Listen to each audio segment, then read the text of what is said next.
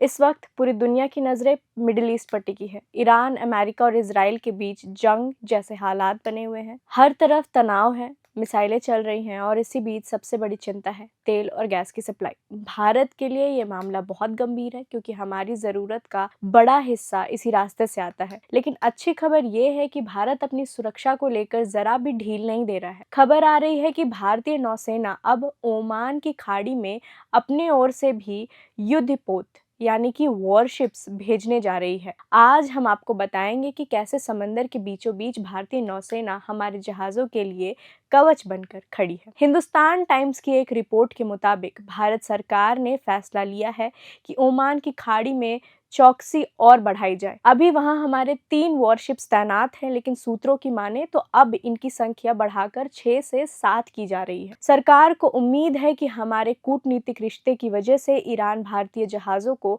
Straight of Hormuz से गुजरने की अनुमति देगा। आखिर ये जहाज़ बढ़ाए क्यों जा रहे हैं? सीधा सा जवाब है ताकि समंदर के रास्ते आने वाला हमारा तेल और गैस सुरक्षित रहे और देश में इसकी किल्लत ना हो। आपको बता दें कि भारतीय नौसेना वहां ऑपरेशन संकल्प चला रही है। ये कोई आज की बात नहीं है। साल 2019 में जब इस इलाके में जहाज़ों पर हमले शुरू हुए थे, तब से हमारी नौसेना वहां डटी हुई है। अभी हाल ही में एक बड़ी कामयाबी मिली है। यूएई के फुजैरा पोर्ट से एक तेल का टैंकर भारत के लिए निकला था।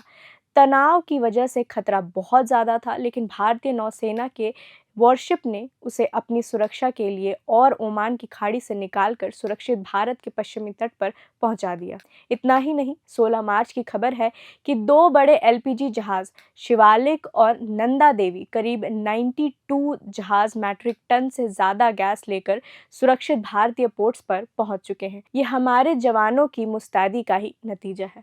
अब आप सोच रहे होंगे कि इस छोटे से समुद्री रास्ते के लिए इतनी जद्दोजहद क्यों? दरअसल हॉर्मुज जलडमरू मध्य या फिर हॉर्मुज स्ट्रेट दुनिया का सबसे अहम तेल रूट है। दुनिया के कुल कच्चे तेल की 20% सप्लाई यहीं से होती है, लेकिन इजराइल और अमेरिका के हमलों के बाद ईरान की तरफ से इस रास्ते पर लगभग पाबंदी जैसी स्थिति बन गई है। शिपिंग मंत्रालय के मुताबिक इस तनाव की वजह से करीब 22 भारतीय जहाज अभी भी हॉर्मुज के पश्चिमी हिस्से में फंसे हुए हैं। इन्हीं जहाज़ों को सुरक्षित बाहर निकालने और नए जहाज़ों को रास्ता दिलाना अब हमारी नौसेना की प्राथमिकता है।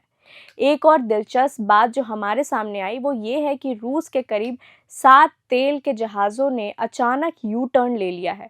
पहले ये जहाज़ चीन की तरफ जा रहे थे, लेकिन अब इन्होंने अपना रास्ता भारत की ओर मोड़ लिया। यानी एक तरफ युद्ध का संकट तो दूसरी तरफ भारत अपनी ऊर्जा ज़रूरतों को पूरा करने के लिए हर संभव कोशिश कर रहा है। मिडिल ईस्ट में लगी ये आग अब पूरी दुनिया को डरा रहा है, लेकिन भारत ने साफ कर दिया है कि हम हाथ पर हाथ धरे नहीं बैठेंगे। चाहे समंदर में मिसाइलें चल रही हों या फिर तनाव चरम पर हो, हमारी नौसेना के जवाब ऑपरेशन संकल्प के जरिए वहां ढाल बनकर खड़े हैं। हमारे वॉरशिप सिर्फ जहाज नहीं बचा रहे, बल्कि देश की रसोई का बजट और गाड़ियों का ईंधन भी सुरक्षित कर रहे हैं।